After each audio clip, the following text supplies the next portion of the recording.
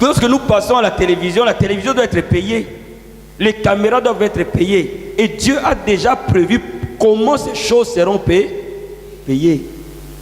Mais l'évangile aussi doit être porté par des hommes et des femmes qui doivent être entretenus pour que leurs pensées restent au service de Dieu. Je peux dire amen. Il dit, si vous apportez vos dîmes et qu'il y a de la nourriture dans la maison, vous serez bénis.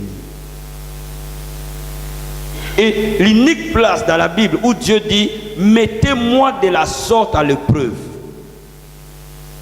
Dieu dit par là, faites. Et voyez si je ne vous bénis pas, ne faites plus. Qui me comprend ce que je viens de dire? Quand Dieu dit, mettez-moi de la sorte à l'épreuve, cela veut dire quoi? Cela veut dire que Dieu jure par lui-même que tout celui qui donne sa dîme est censé être béni. Quelqu'un peut dire amen? Quelqu'un peut dire amen? Quelqu'un peut dire amen? Bien, mais l'unique garantie de la bénédiction dans la foi chrétienne, c'est d'abord la fidélité à la dîme. La fondation de la bénédiction matérielle dans la foi chrétienne est d'abord la fidélité à la dîme. Et Dieu dit, Hervé, mets-moi à l'épreuve. Bien-aimé, mettez votre Dieu à l'épreuve. Par là, Dieu jure par lui-même que si vous me donnez votre dîme, vous verrez si je ne vous bénis pas. Bien-aimé, la bénédiction est mesurable. Quelqu'un peut dire amen? Quelqu'un peut dire amen? Quelqu'un peut dire amen? La bénédiction est mesurable. Cela veut dire quoi? Il dit, prouvez, je vais vous prouver que moi je vais vous bénir. Oh my God. Mais quand les chrétiens vivent dans le manque, cela veut dire que nous sommes ignorants des ressources que Dieu a mis entre nos mains. Dieu jure par lui-même. Il dit, tout celui qui me met à l'épreuve verra si je ne le bénis pas. Et il te dit au verset 11, je menacerai pour vous celui qui dévore. Il ne vous détruira pas les fruits de la vigne, de la terre. Et la vigne ne sera pas stérile dans vos campagnes, dit l'Éternel des armées. Oh my God. Bien, mais laisse-moi t'expliquer une chose. Dieu dit par là que celui qui donne sa dîme, moi je combattrai pour lui contre l'esprit qui détruit ses finances. Laisse-moi être plus précis. Quand on parle de finances, on ne parle pas de jeûne et de prière. Quand on parle de finances, on parle de donner. Et parfois, nous qui prêchons l'évangile, nous commettons parfois l'erreur de ne pas donner. Bien, mais j'ai compris une chose, que c'est en donnant que ce ministère prospère. J'ai compris une chose, que je peux bien prêcher et être pauvre. Parce que la grâce de Dieu dans les finances n'est pas nécessairement la grâce de Dieu pour chasser un démon. Regardez, quand vous lisez la Bible, Élisée a béni la femme du fils des prophètes. Le fils des prophètes, qui était un prophète aussi, parce que quand la Bible parle du fils des prophètes, il était prophète. C'est-à-dire qu'il était un prophète mineur, quand Élisée était un prophète majeur. Mais le fils des prophètes, malgré qu'il prophétisait, il a laissé les dettes à sa femme et à ses enfants. Cela veut dire qu'on peut avoir les dons spirituels, mais être financièrement fauché. On peut prier en langue et être financièrement fauché. Donc, les prophéties de messieurs n'ont pas empêché Dieu de ne pas les bénir. Non, j'ai déjà dit, les prophéties du fils des prophètes n'ont pas permis à Dieu de le sortir des dettes. Donc, il est mort endetté. Et les gens ont venu saisir les enfants du fils des prophètes. Oh, quelle honte. Pendant que les autres laissent les maisons pour les enfants, toi tu laisses des dettes. Quelqu'un peut dire amen? Quelqu'un peut dire amen? Quelqu'un peut dire amen? Mais Dieu veut s'occuper de nos finances. Et lorsque nous voulons que Dieu agisse dans nos finances, nous devons comprendre comment Dieu move dans les finances. Donc certainement ces fils des prophètes ne donnaient pas, ils ne faisaient que recevoir. Donc tout ce qu'on reçoit ne se multiplie pas. Mais tout ce qu'on donne se multiplie. Qui comprend ce que je dis à dire? C'est pour ça que le Seigneur dit qu'il y a plus de bonheur à donner qu'à recevoir.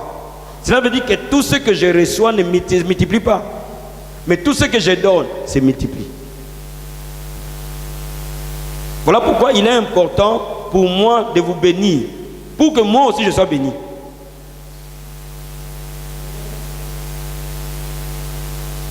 J'ai compris ces choses quand j'ai commencé à mettre de l'argent dans les ministères.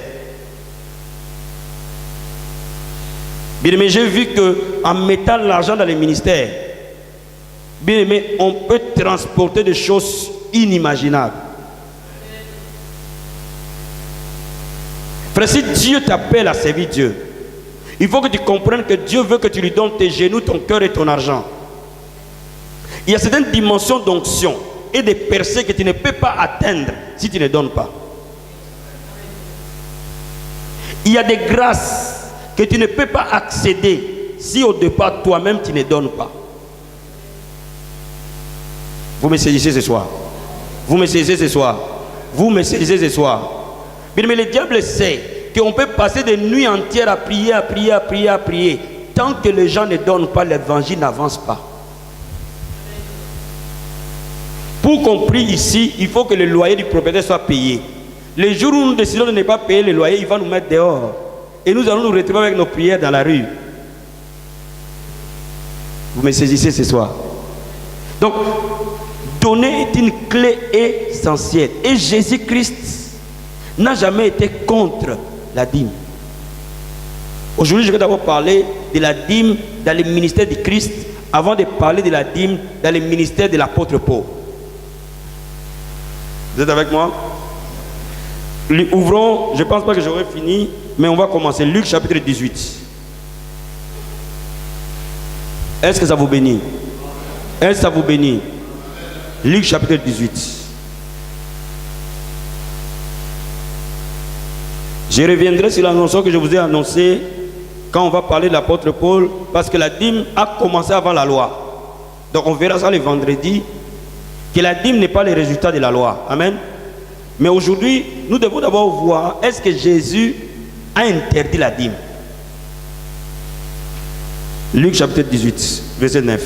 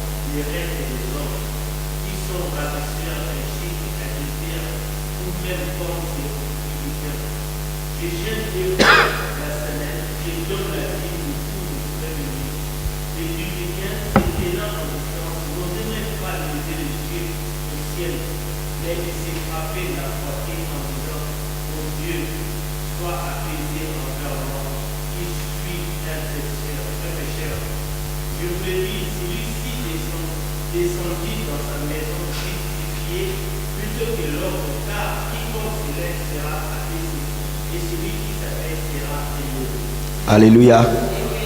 Bien aimé, ce que j'aime de la Bible, hein, la Bible n'a pas honte de dire I à I. Dieu n'a pas honte de dire les choses. Dieu n'a pas peur de dire les choses. Dieu n'a pas peur de dire de la nudité.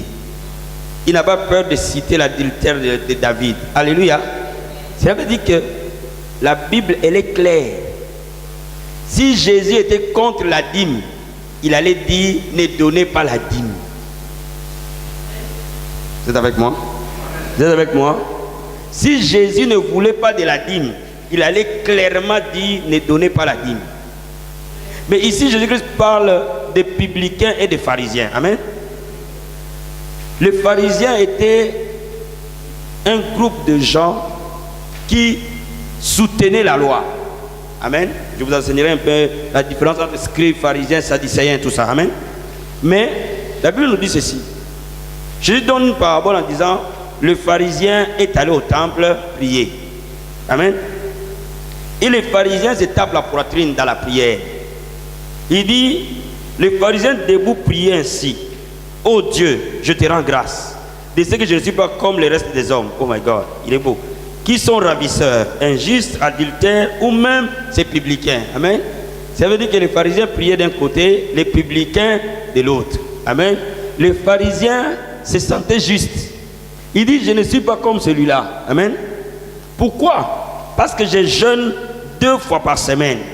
Je donne la dîme de tous mes revenus. Soulignez bien de tous mes revenus. Je vais déjà résoudre un problème. Les gens qui combattent la dîme, ils disent, la dîme, on l'a donnée qu'en nature. Amen. Mais ça, c'était à l'époque, avant que Israël ne soit colonisé par les Grecs et les Romains. Alléluia. Donc ici, quand Jésus était là, la dîme ne se donnait plus en nature, la dîme se donnait en argent. C'est pour ça que le pharisien dit, je donne la dîme de mes revenus.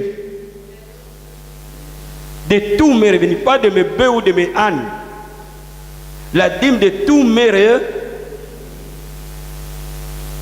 Vous connaîtrez la vérité, elle vous affranchira. Alléluia.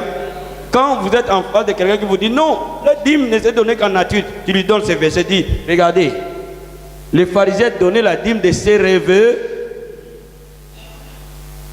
Jésus n'a pas dit c'est mauvais ce que tu faisais. Jésus n'a pas dit ça. Jésus a condamné ces pharisiens non pas par rapport à ce qu'ils faisaient, mais par rapport à son attitude. Les bonnes choses. Et c'est là où Jésus est venu apporter quelque chose de supplément dans la dîme. Alléluia. Alléluia. Donc Jésus-Christ dit que celui-là est parti, le publicain est parti récompenser, les pharisiens non. Pourquoi? Parce que les pharisiens s'est élevés. Qu'est-ce que Dieu a fait? Il l'a abaissé. Cela veut dire quoi? Le problème du pharisien n'était pas le problème de la dîme, ni des jeunes. Le problème du pharisien était le problème d'orgueil. Quelqu'un peut dire amen. Quelqu'un peut dire amen. Quelqu'un peut dire amen. Cela revient à dire que dans la nouvelle alliance, ce qu'on donne à Dieu, on doit le donner de cœur bien disposé. On ne doit pas donner la dîme en murmurant. On ne doit pas donner la dîme en boudant. On ne doit pas donner la dîme aussi pour se faire voir. Nous donnons à Dieu de cœur pur et de cœur sincère, pour qu'il agrée ce que nous lui donnons. Donc, Jésus-Christ dit par là que ce que les pharisiens faisaient était bien, mais il aurait bien fait d'être humble. Quelqu'un peut dire amen. Quelqu'un peut dire amen. Quelqu'un peut dire amen. Oh, j'aime la parole de Dieu. J'aime la parole de Dieu. Alléluia. J'aime la parole de Dieu. Alléluia. Donc, cela veut dire quoi? Cela veut dire que je donne à Dieu des cœurs humbles pour qu'il agrée ma dîme. Donc, Jésus pouvait aussi dire aux pharisiens, oh, Jésus n'avait pas de langage catholique. Hein. Quand il devait les châtier, il disait, pharisiens, bande d'hypocrites. Amen, amen. Alléluia. Race de vipères. Oh my God. Quand il n'adhérait pas à quelque chose, Jésus ne cherchait pas de détours. Aujourd'hui, on doit chercher des explications pour vous donner. À l'époque de Jésus, il disait, on t'a déjà dit race de vipères. À l'église, on t'a déjà dit race de vipères. Alléluia. Laisse-moi t'expliquer. C'est-à-dire que ce que Jésus voulait dire, il le disait. Donc là, il voulait tout simplement dire aux pharisiens que ton problème, ce n'est pas la dîme. Ton problème, ce n'est pas les jeunes. Les jeunes, c'est bien. La dîme, c'est bien. Mais l'humilité, c'est mieux. Donc, combinez votre jeûne, combinez votre dîme à l'humilité. Et c'est là le supplément de la nouvelle alliance. Cela veut dire que dans l'ancienne alliance, les gens exécutaient les choses par rapport qu'à la loi. Mais nous, dans la nouvelle alliance, nous exécutons les choses par amour à notre Dieu. Nos cœurs sont purifiés et lavés par le sang de Jésus-Christ de Nazareth. Cela revient à dire que quand je donne ma dîme, je ne la donne pas sous la loi, mais je la donne sous le sang de Jésus-Christ, qui est le souverain sacrificateur selon l'ordre de Melchisedec. Donc, ma dîme, je la donne à Jésus. Mais elle n'est efficace que si je la donne avec de bonnes dispositions de cœur.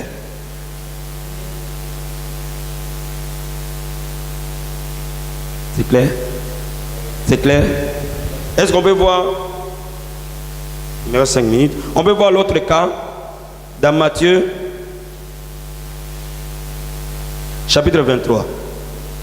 Et Jésus-Christ nous donne encore un deuxième cas où il n'est pas contre la dîme. Si Jésus n'a pas été contre la dîme, comment Hervé peut-il être contre la dîme? Si Jésus n'a jamais contredit la dîme, qui suis-je pour contredire la dîme? Si le maître n'a jamais interdit la dîme, qui sommes-nous pour interdire la dîme? Alléluia. Alléluia. Alléluia. Mais Jésus-Christ a perfectionné la dîme. Oh, j'aime le Seigneur. Jésus-Christ, quand il venait, il perfectionnait la loi. La Bible dit, tu ne commettras point d'adultère. Jésus-Christ a dit, si tu regardes la femme d'autrui, juste regarder, tu as déjà commis l'adultère. Il a perfectionné la loi. Alléluia. Alléluia. Donc Jésus-Christ est venu perfectionner la loi. Cela veut dire considérer que nous, dans la nouvelle alliance, les choses de la loi sont des acquis. Est-ce que vous êtes avec moi? Vous êtes avec moi? C'est-à-dire que dans la nouvelle alliance, les choses de la loi sont des acquis. Donc on doit faire au-delà de ce qui existait. Jésus-Christ n'est pas venu remettre plus bas que la loi. Il est venu donner une loi plus grande que la première. Matthieu chapitre 23, verset 23. Alléluia. Il dit, vas-y. Parce que vous payez la dîme de la mort, de la terre et du humain, et que vous laissez ce qui est plus important dans la loi, la justice, la miséricorde et la fidélité. C'est là ce qu'il fallait pratiquer sans négliger les autres choses. Alléluia. Jésus dit, malheur à vous, scribes et pharisiens.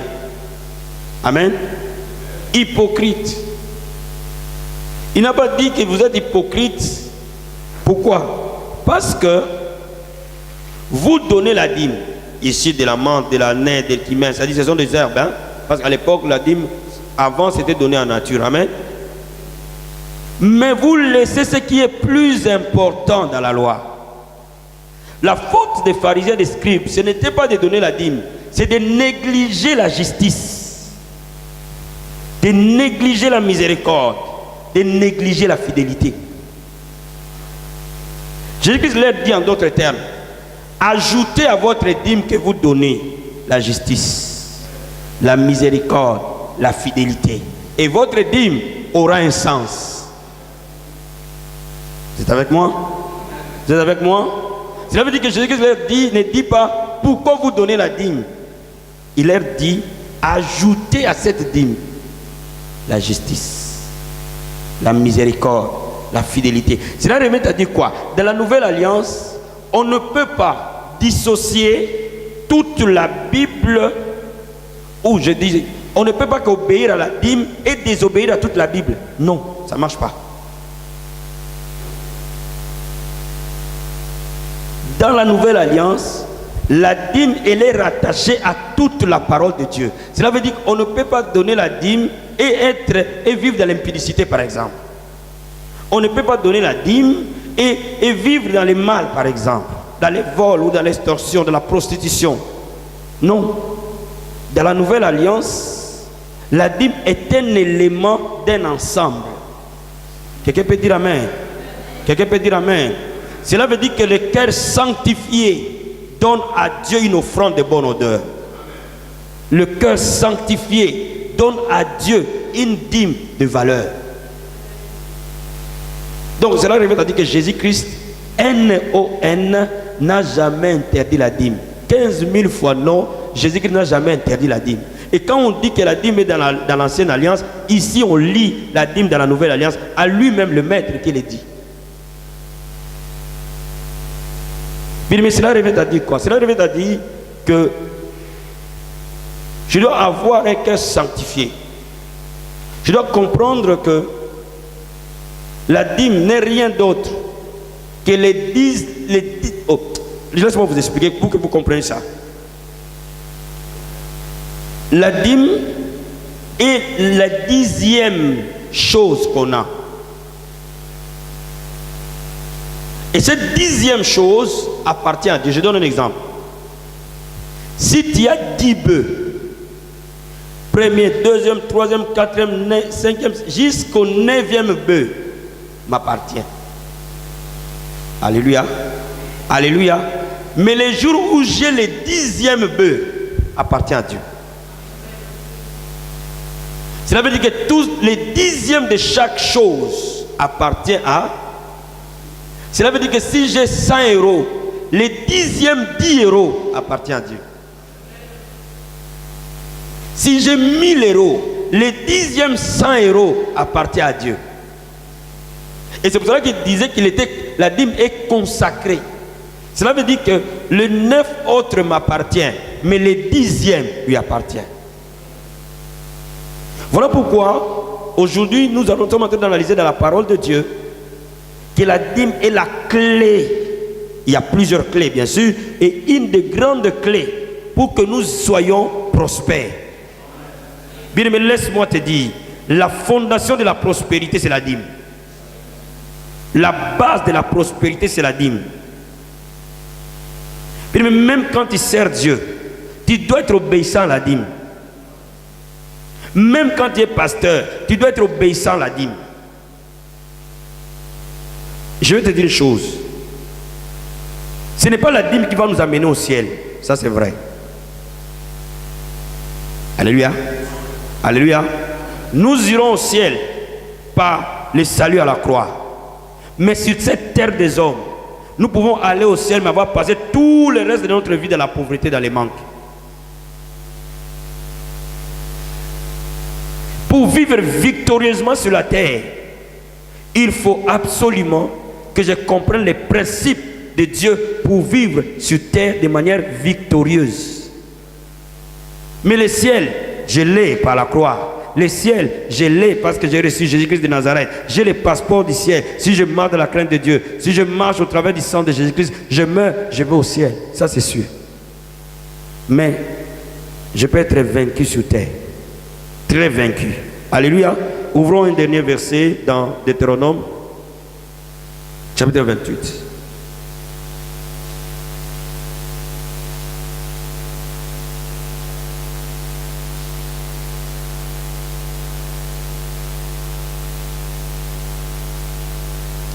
Verset 1, 2, jusqu'à 4, et puis tu vas prendre jusqu'à 5, et puis tu vas prendre verset 10.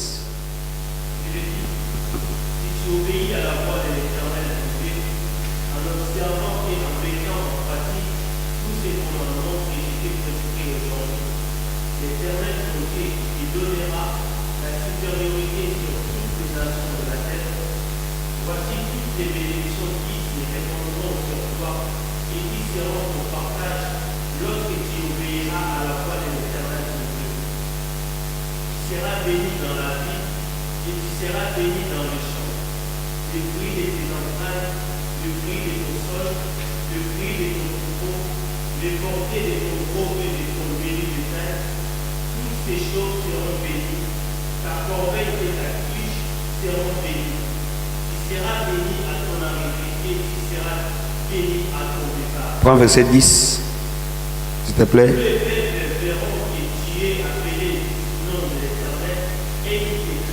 C'est 11.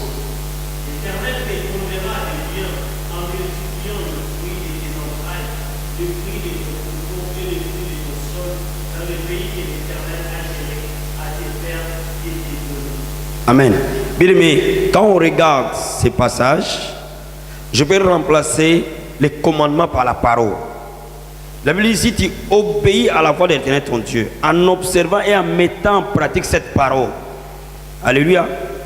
L'Éternel ton Dieu te donnera de la supériorité sur toutes les nations de la terre. Bien aimé, je peux être sauvé sans avoir la supériorité ni la domination. Parce que ma supériorité sur terre dépend de mon obéissance à ce que je connais de la parole de Dieu. Ma supériorité sur terre dépend de ma mise en pratique de la parole que je connais, que je reçois. Alléluia.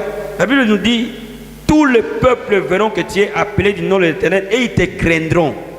Bien aimé, ça ce n'est pas le diable qui le fait. Dieu dit, les gens vont te regarder et ils vont avoir peur de toi. Vous pouvez avoir l'image de cette bénédiction qui fait peur. Bien aimé, il y a bénédiction et bénédiction.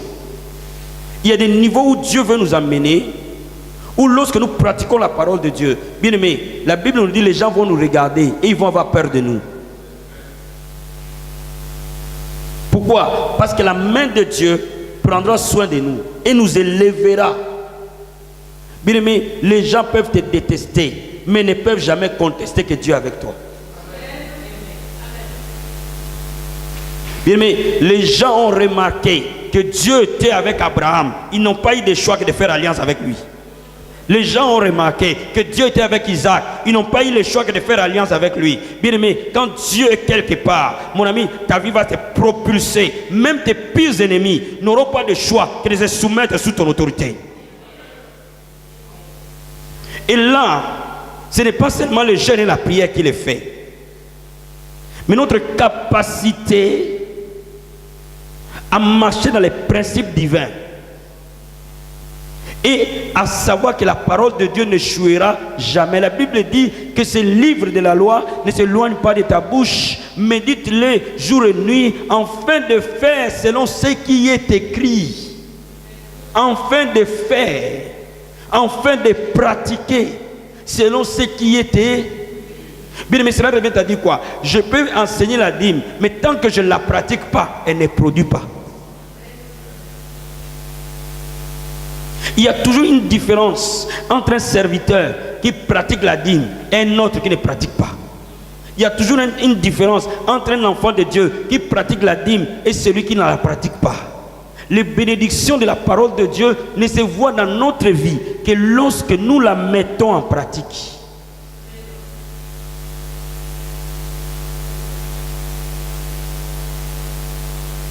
Ce soir, bien-aimés, nous allons nous lever. Est-ce que vous êtes là? Est-ce que vous êtes bénis? Pour le premier jour, vous êtes bénis?